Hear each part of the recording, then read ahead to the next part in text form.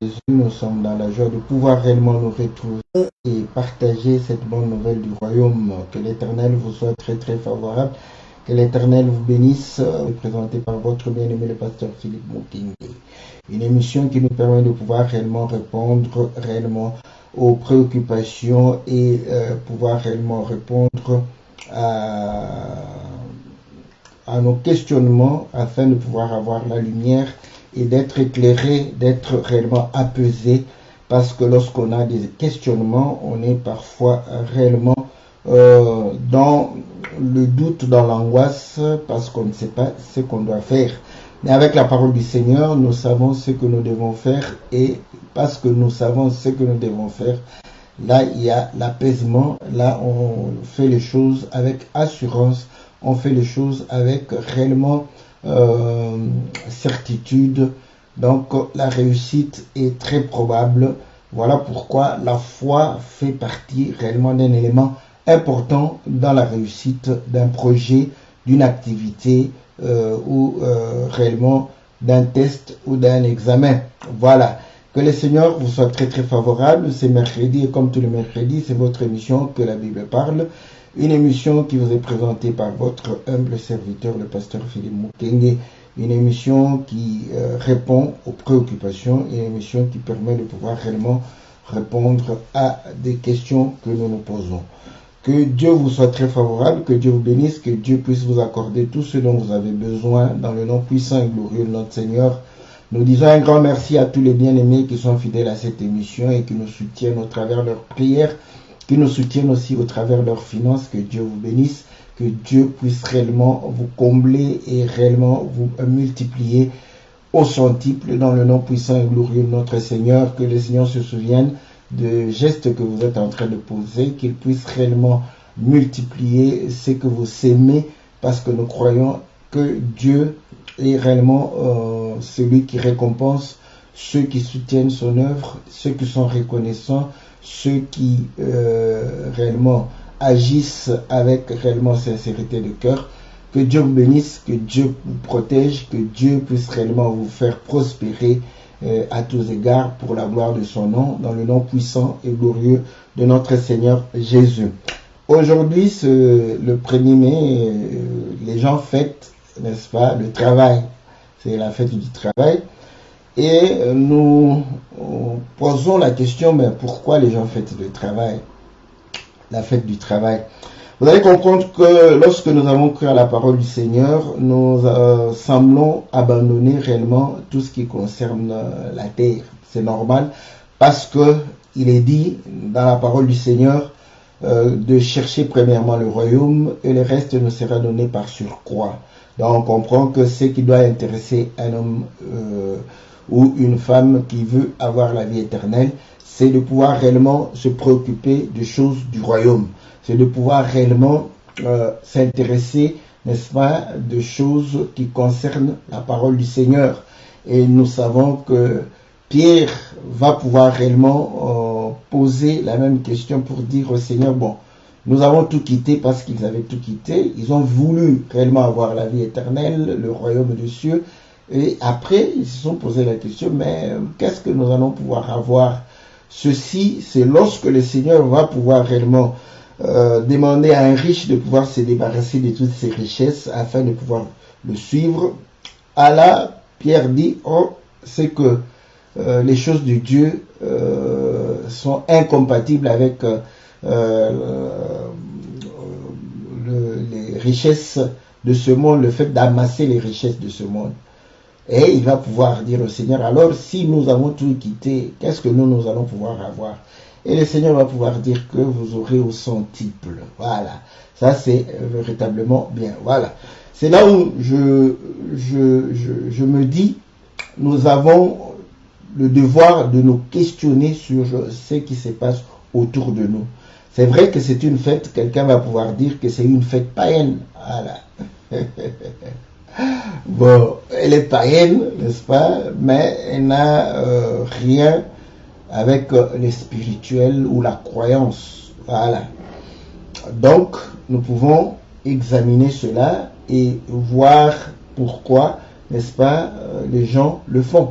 Voilà. Donc, j'ai voulu profiter de ce jour où les hommes, quelqu'un va dire, mais est-ce que nous devons réellement nous préoccuper de ce que les hommes, le monde est en train de pouvoir réellement? Non. Ouais, je réponds non, mais cependant, vous allez comprendre que nous sommes dans le monde, n'est-ce pas? Nous ne sommes pas du monde. Mais nous sommes dans le monde. Si nous sommes dans le monde, il faut comprendre que nous dépendons, n'est-ce pas, de ce qui se fait dans le monde. Voilà pourquoi le Seigneur, sachant que nous devons dépendre de ce qui se fait dans le monde, il va pouvoir réellement dire que si aujourd'hui le monde ne s'embrase point, c'est véritablement parce que le Seigneur est en train de protéger son Église. Donc, vous allez comprendre qu'au moment où l'Église va pouvoir réellement être ôtée du monde, à ce moment-là, le monde pourra s'embraser. Parce qu'il sait que là où le monde s'embrase, il y a difficulté de pouvoir réellement faire l'œuvre de Dieu, il y a difficulté de pouvoir se rassembler. Et ceci, nous le voyons réellement dans la parole du Seigneur, lorsque les disciples avaient des difficultés de pouvoir se rassembler dû à la persécution, vous allez comprendre qu'ils ont fait des églises de maison. Donc la communion fraternelle telle que ça se faisait a été réellement réduite dans les maisons où on pouvait contenir tout le monde. Donc là, vous allez comprendre que la persécution, n'est-ce pas, influence sur l'œuvre de Dieu. Nous devons glorifier le Seigneur parce qu'aujourd'hui, nous aussi, nous bénéficions de la liberté d'expression.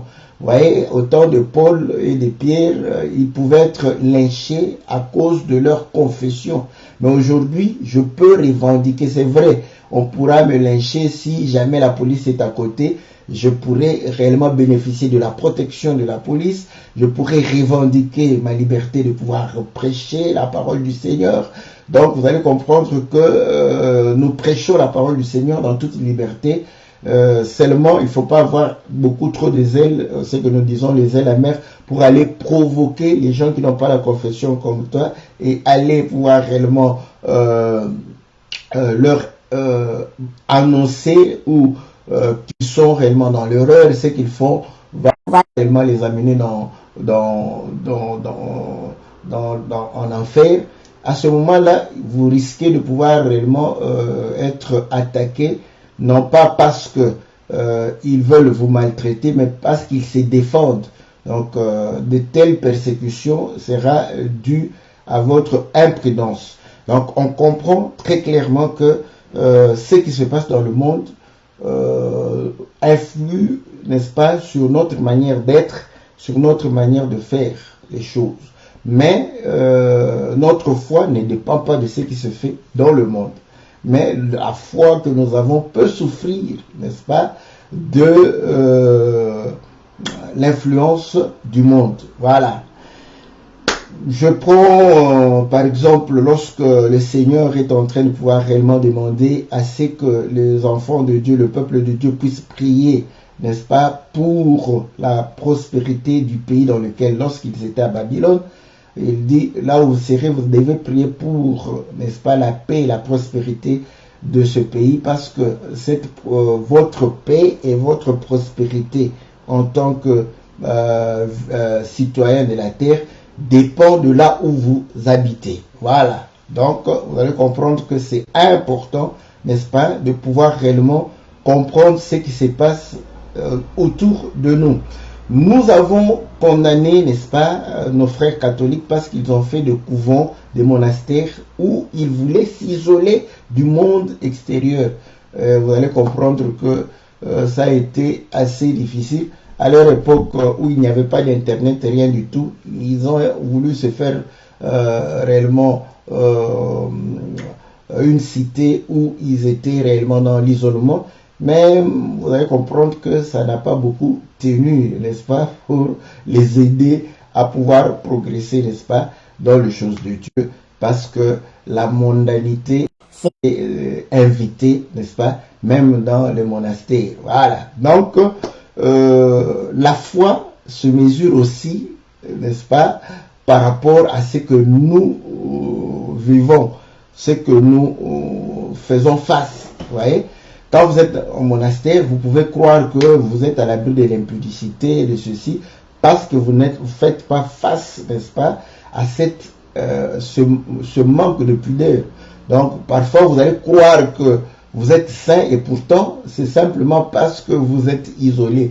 Le jour où vous ferez face à cela, vous allez pouvoir peut-être tomber. Donc, parfois, lorsque nous faisons face à toute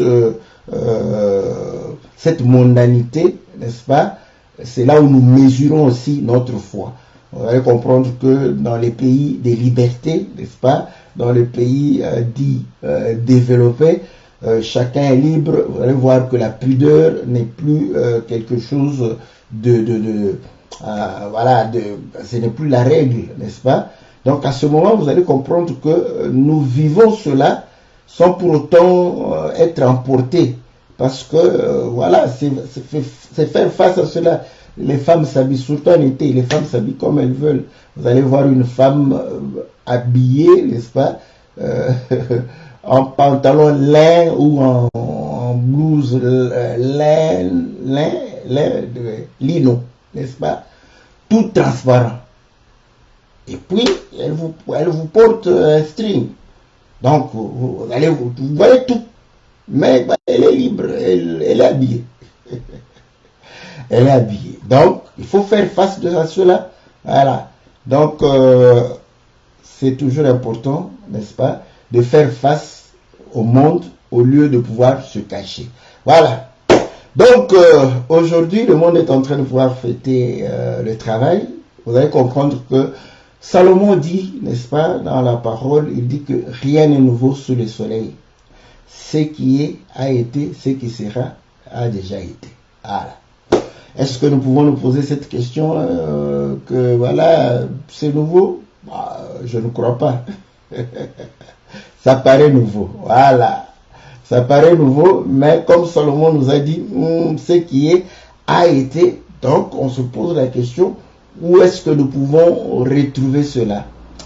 Donc, bien évidemment, le Seigneur, quand nous regardons dans le monde, vous allez voir que ils ont choisi le 1er mai. Bon, on ne sait pas pourquoi ils ont choisi. Quelqu'un va pouvoir dire que ce sont des dates mystiques, mystérieuses, tout ça. Donc, nous ne sommes pas là-bas, n'est-ce pas? Mais nous regardons, vous allez voir que, en fait, c'est le jour où les travailleurs, n'est-ce pas, ont eu gain de cause. Bon, on se dit, ils ont mené un combat jusqu'à avoir un gain de cause pour leur intérêt. À ce moment, ils sont en train de célébrer ce jour. Voilà pourquoi chaque 1er mai, on essaye de pouvoir réellement faire un état de lieu pour savoir où en sommes-nous et qu'est-ce qui reste encore à pouvoir faire. Et comme le monde est en train de pouvoir changer, quels sont les désavantages ou les inconvénients du changement, n'est-ce pas, de l'environnement, de la situation, n'est-ce pas, économique, pour pouvoir réellement chercher à protéger le travail. C'est dans ce sens-là qu'eux, ils sont en train de pouvoir évoluer. Donc, vous allez comprendre que, en fait, aujourd'hui, on célèbre, normalement, on célèbre le travail. Voilà. Maintenant, lorsque nous voulons jeter un coup d'œil, nous nous disons, ok, mais est-ce que le travail, c'est pour la première fois? Je dis non. Directement, je dis non. Vous allez voir que dans les anciennes traditions, il y avait des fêtes au moment des récoltes. Vous voyez? Donc, le moment où on récolte, il y avait toujours les fêtes. Et la nature, comme nous disons, la nature était réellement, n'est-ce pas, au rendez-vous pour pouvoir faire coïncider le temps de récolte avec le temps de chaleur. Voilà. Or, nous savons que l'été, n'est-ce pas, regardez comme tout le monde est gentil, tout le monde est content, et voilà pourquoi on aime bien aller en vacances pendant l'été, n'est-ce pas, et pendant l'hiver, ils préfèrent travailler. Vous voyez, quand j'étais venu, je me suis dit, mais Pourquoi travailler pendant l'hiver au lieu de se reposer pendant l'hiver, parce c'est difficile de se lever le matin, il fait froid, il fait nuit, donc on est fatigué, on n'a pas envie de sortir. Et la parole de Dieu le dit, n'est-ce pas, le paresseux, n'est-ce pas, il veut pas sortir de sa maison parce qu'il a froid, il se dit, il a peur, voilà. Donc, on peut comprendre que le froid, n'est-ce pas, nous empêche de pouvoir être enthousiaste pour pouvoir aller travailler. Donc pourquoi alors ne pas choisir l'été pour travailler où on a, n'est-ce pas, la vivacité et tout, et pouvoir réellement se reposer pendant l'hiver. On se rend compte que si on se repose pendant l'hiver, on ne sort pas parce qu'on n'a pas envie de sortir, on n'a pas envie de pouvoir s'amuser parce qu'il fait froid. Or, ils veulent profiter des vacances pour pouvoir s'amuser. Ils se sont dit, bon, vaut mieux, dans les conditions difficiles, continuer à travailler, et pendant qu'il y a l'été, nous allons pouvoir réellement nous réjouir par rapport à cela. Donc, vous voyez, ces deux phénomènes, n'est-ce pas, concourent à être dans la fête. La récolte, n'est-ce pas, au temps de moisson, vous allez comprendre que les gens étaient contents. Regardez dans pratiquement beaucoup de traditions, beaucoup de cultures, beaucoup de civilisations. Pendant la récolte, n'est-ce pas, pendant la moisson, c'est la fête. Voilà, c'est la fête. On fête quoi? Bon, vous pouvez dire qu'on fête la moisson, mais je vais vous dire qu'on fête le résultat du travail. Parce que s'il n'y a rien, la terre n'a pas produit, si vous ne récoltez pas, vous n'allez pas fêter, vous serez dans la tristesse. Parce que vous allez pouvoir réellement vous dire que bon, on a travaillé pour rien. Donc vous allez comprendre que fêter la moisson, fêter la récolte, en réalité c'est fêter le travail qu'on a dû faire. Voilà. Et dans la parole de Dieu, Dieu va instituer. C'est pas en vain que Dieu institue, n'est-ce pas, des fêtes dans le livre de Luc, Lévitique, le livre de Lévitique, chapitre 23. Vous allez voir les fêtes de l'Éternel. Parmi les fêtes de l'Éternel, vous avez le Shabbat, vous avez, n'est-ce pas, la Pâque. Vous allez comprendre que il y a, je ne sais pas s'il y avait un truc de prémisse là, donc la moisson, n'est-ce pas, la fête, ce qui m'intéresse, c'est la fête de moisson et la fête des récoltes. Vous voyez, la fête de moisson et la fête des récoltes, c'était deux grandes fêtes, plus la fête de Pâques, parce qu'en réalité, c'était les fêtes qui faisaient une semaine. Donc, vous avez la fête de Pâques qui fait une semaine parce qu'elle est réellement couplée avec la fête de pain sans levain, parce que la Pâque introduit la fête de pain sans levain. C'est le premier jour de la fête de pain sans levain. C'est la fête de Pâques et la fête, premier jour de fête de pain sans levain. Voilà pourquoi les deux fêtes ne font pas 8 jours, mais ça fait toujours 7 jours, n'est-ce pas? Et la fête de moisson, ça fait une semaine entière, et la fête de récolte, ça fait une semaine.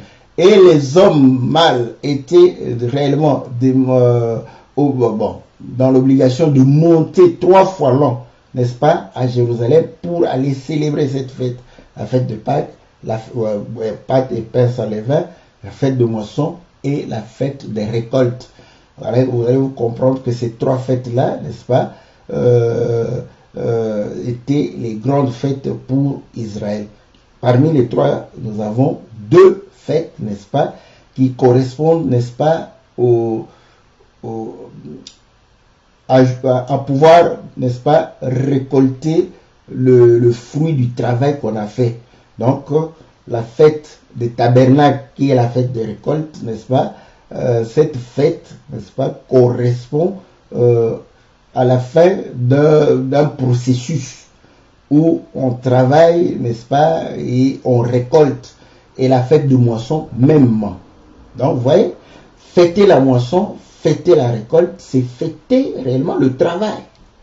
Voilà pourquoi le travail est important. Voilà, il faut considérer le travail sur cette terre. Même pour la vie éternelle, si vous ne travaillez pas, donc vous n'allez pas récolter. Voilà pourquoi vous allez comprendre que l'enlèvement est aussi, n'est-ce pas, ça sera une fête de travail. Voilà. Dans le livre de Jean chapitre 6, le Seigneur est en train de pouvoir dire que, n'est-ce pas, travailler pour une nourriture qui subsiste. Ne travaillez pas pour une nourriture qui périt. Voyez? Donc, vous voyez qu'il est en train de nous parler de travailler pour le royaume, de travailler pour la parole, de travailler pour la vie éternelle. Voyez? Donc, pour hériter la vie éternelle, pour être couronné, Paul le dit en termes d'athlètes, c'est-à-dire nous sommes comme des athlètes, nous faisons, n'est-ce pas, une activité et nous devons être récompensés. Donc on récompense l'activité, on récompense, n'est-ce pas, ce que tu as fait, on récompense, d'où il est important de se dire, n'est-ce pas, que dans la vie d'un chrétien, dans la vie d'un enfant de Dieu, le travail doit occuper une place importante dans sa vie. Donc, ouais, quand Pierre dit que nous avons tout abandonné, nous nous sommes sacrifiés pour la vie éternelle.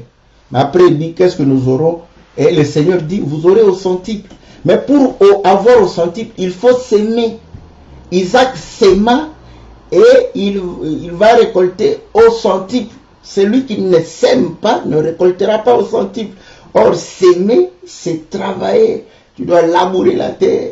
Tu dois réellement transformer la terre, enlever, n'est-ce pas, les épines, les pierres, pouvoir réellement alléger, n'est-ce pas, la terre, pour que cette terre puisse porter une sémence et cette sémence puisse réellement porter, n'est-ce pas, la plante afin de porter d'autres fruits.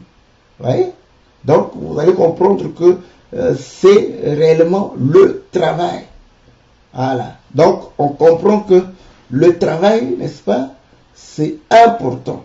Pour la vie éternelle, nous devons travailler. Et pour la vie de tous les jours, nous devons aussi travailler. Voilà pourquoi Paul va pouvoir dire que celui qui ne veut pas travailler, qui ne mange pas. Donc, il n'a pas dit qu'il prie. Voilà, mais là tu vas dire, non, ben, c'est une fête païenne. Mais eux, ils prennent conscience du travail. Ils prennent conscience que c'est par le travail qu'ils se nourrissent, c'est par le travail qu'ils étudient, c'est par le travail qu'ils se divertissent, c'est par le travail qu'ils prennent soin d'eux et de leur famille. Voilà. Donc, vous voyez, ils sont en train de pouvoir réellement se conscientiser afin de pouvoir permettre à tout un chacun de pouvoir réellement travailler pour pouvoir élever réellement, n'est-ce pas, leur niveau de vie. Donc, vous voyez, donc c'est important pour nous parce que Paul va pouvoir réellement demander aux gens de travailler. Celui qui ne travaille pas ou qui prend le travail avec légèreté, il est en train de pécher. Parce qu'il dit que ceux qui ne veulent pas travailler vivent dans le désordre. Ce sont des frères qui vivent dans le désordre, ils sont en train de pécher. Voilà. Maintenant, quand le mondain, voilà, le mondain doit t'interpeller parce que lui, mondain qu'il est, il trouve que le travail est important. Mais toi, tu crois que non, le travail n'est pas important. Tu vas vivre, n'est-ce pas, que de la parole. C'est faux. Ce n'est même pas une écriture. Le Seigneur dit, l'homme ne vivra pas seulement. Vous voyez? Donc, pour dire que l'homme commence par vivre par le pain. Et ensuite, il vit par la parole. Parce que nous naissons, n'est-ce pas, en dehors de la parole. Donc, comment nous vivons? Nous vivons par le pain. Donc, le travail est important dans la vie des enfants de Dieu. Adam pouvait ne pas travailler. Pourquoi Dieu lui a donné le travail? Dieu n'était pas capable de pouvoir réellement ordonner, comme il a été dit au 3e jour, que la terre produise et la terre produisit. N'est-ce pas? Donc Dieu pouvait ordonner et le jardin allait exister. Mais Dieu place l'homme pour pouvoir travailler, pour montrer que le travail est au centre de la vie de l'homme. Voilà pourquoi pour la vie éternelle, il faut travailler. Pour la vie sur la terre, il faut travailler. Donc il faut travailler doublement. Maintenant, vous allez comprendre que notre vie sur terre, n'est-ce pas, dépend de la vie que nous allons mener, n'est-ce pas, dans le royaume des cieux. Ah. Donc, vous allez comprendre que tout ce que nous faisons doit réellement dépendre du royaume. Alors, pourquoi nous travaillons? Paul va pouvoir répondre. Il va pouvoir dire que j'ai travaillé de mes propres mains, n'est-ce pas, pour vous apprendre à travailler. Vous voyez? Et il va pouvoir dire que ceci, c'est pour vous apprendre aussi qu'il y a plus de bonheur à donner qu'à recevoir. Vous voyez? Donc, si Paul a travaillé de ses propres mains, c'était pour enseigner, n'est-ce pas, qu'il fallait travailler. Mais il dit ceci, quand il a travaillé, cela a pu réellement lui permettre de prendre soin de ceux qui œuvraient avec lui pour le royaume. Vous voyez? Donc le travail de la terre doit réellement être un support pour le travail concernant les choses du royaume, parce que le travail concernant les choses du royaume ne produit pas directement de l'argent. Voilà. Ça ne produit pas de l'argent. Parce que le fait de prêcher ne crée pas de l'argent. Le fait de prêcher ne crée pas de l'argent. C'est le fait de pouvoir aller travailler qui crée de l'argent. Le fait de prêcher, n'est-ce pas, fait que vous puissiez donner l'argent qui a été créé par le travail. Voilà. Voilà pourquoi si le pasteur est devant une église de chômeurs, donc, ces chômeurs ne pourront donner que ce qu'ils ont reçu. Bon, ça dépendra de ceux qui veulent leur donner de l'argent. Bon, si toute l'église, chômeur et l'église n'a pas eu cette grâce de pouvoir bénéficier, n'est-ce pas, d'un don, qu'est-ce qu'ils vont donner? Ils vont rien donner. Ouais. Donc, le travail du royaume, n'est-ce pas, est soutenu par le travail de la terre. Donc, il faut cette symbiose. Voilà pourquoi ceux qui soutiennent le travail du royaume, ce sont ceux qui ont cru. Parce que s'ils n'avaient pas cru, ils n'allaient pas soutenir ce travail-là. Nous avons intérêt que ceux qui ont cru puissent réellement comprendre l'importance du travail dans leur vie. S'ils ne comprennent pas l'importance du travail dans leur vie, nous leur rendons un mauvais service et nous rendons un mauvais service à l'œuvre de Dieu. Voilà pourquoi nous disons Dieu, pour pouvoir réellement permettre aux enfants de Dieu de comprendre l'importance du travail, il bénit au travers le travail. Il a pris la bénédiction et l'a mis dans le travail. Alléluia. Ça c'est bien. J'aime ça. Quand on comprend ces choses, on prendra le travail avec importance. N'est-ce pas? Le premier mais ici, il ne faut pas se moquer de ce mondain-là. Il ne faut pas se moquer d'eux. Il ne faut pas se moquer d'eux. C'est grâce à ces mondains-là qu'aujourd'hui, n'est-ce pas, nous avons des droits. N'est-ce pas? C'est grâce à eux parce que le travailleur, c'était un esclave.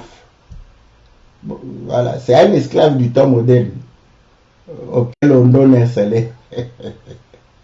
C'est un esclave, vous voyez? C'est un esclave du temps moderne auquel on donne. Donc, c'est-à-dire que ces gens ont permis à ce que les maîtres de ce monde puissent paraître des maîtres gentils, des maîtres qui se préoccupent de nous. C'est grâce à ces mondains-là.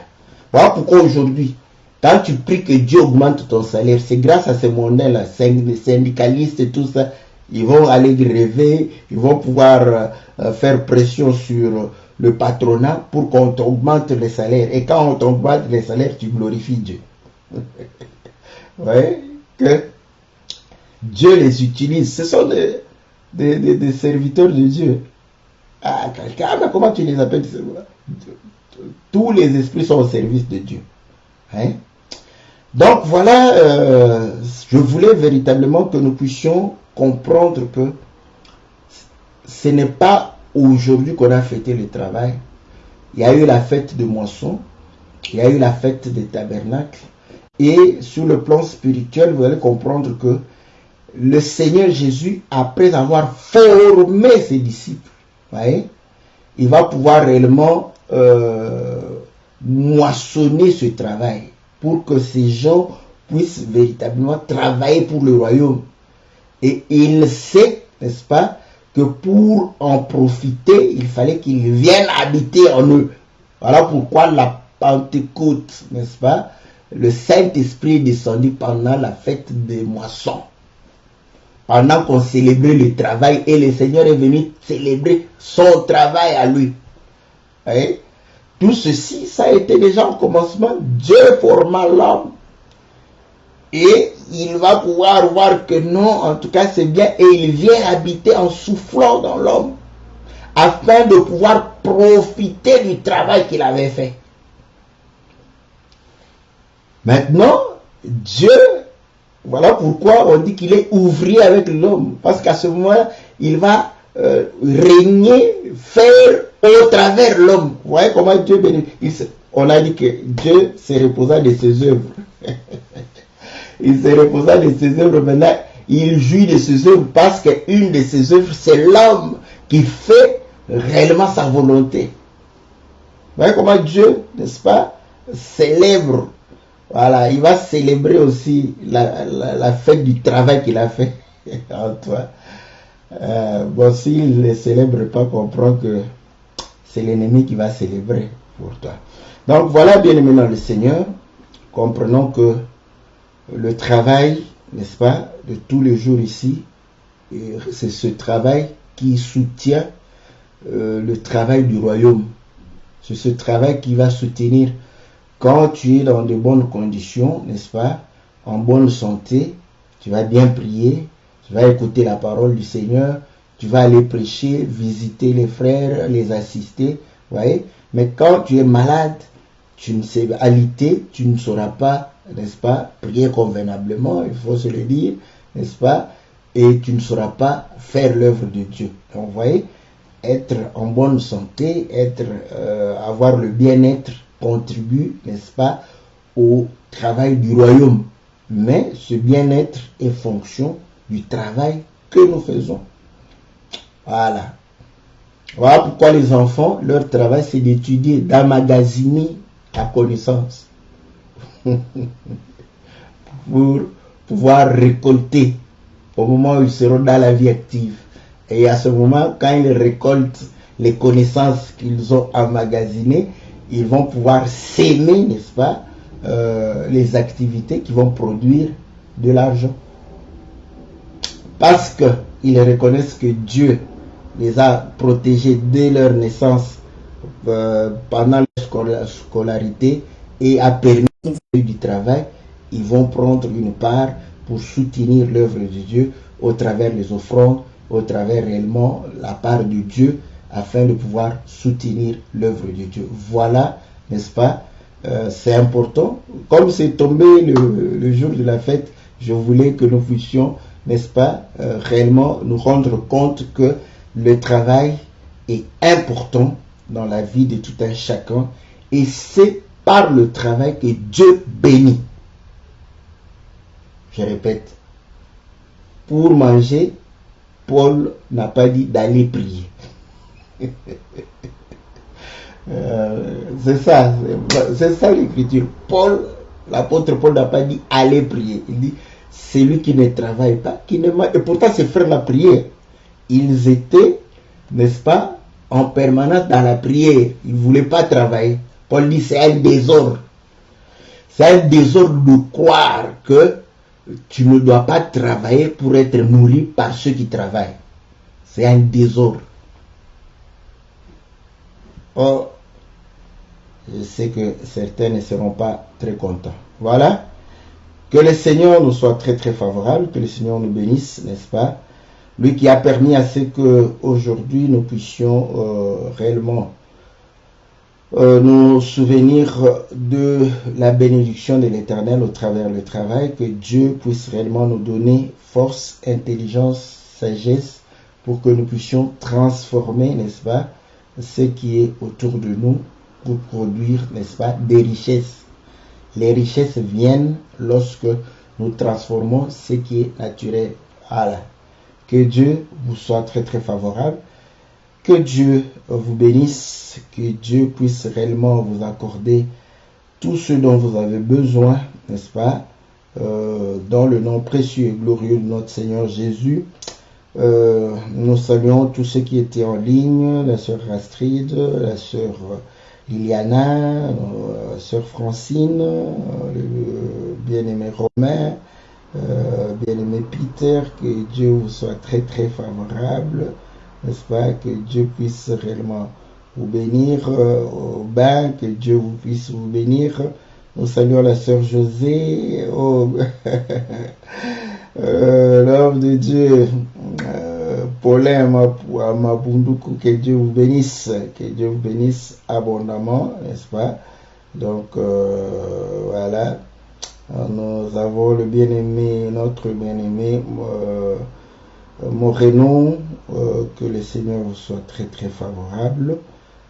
Nous bénissons la sœur Cathy, la sœur Bia, n'est-ce pas, le bien-aimé Gabin, la sœur Naomi, que Dieu vous soit très très favorable. Voilà, aimons le travail, n'est-ce pas, parce que ce travail, n'est-ce pas, va nous permettre de pouvoir faire l'œuvre de Dieu. Prendre soin de la famille, c'est faire l'œuvre de Dieu.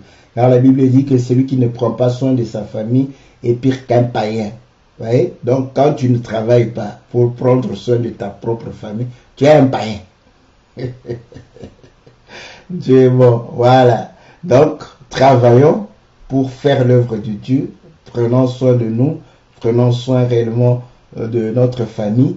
Prenons soin de l'œuvre de Dieu et soutenons les frères et sœurs qui ont besoin de l'aide, n'est-ce pas, afin de leur permettre, n'est-ce pas, de pouvoir réellement bénéficier de la grâce du Seigneur. Voilà, bien-aimés dans le Seigneur, que Dieu vous soit très très favorable, que Dieu vous bénisse, parce que le Seigneur est bon, n'est-ce pas? Comprenez que le travail, c'est une très très bonne chose.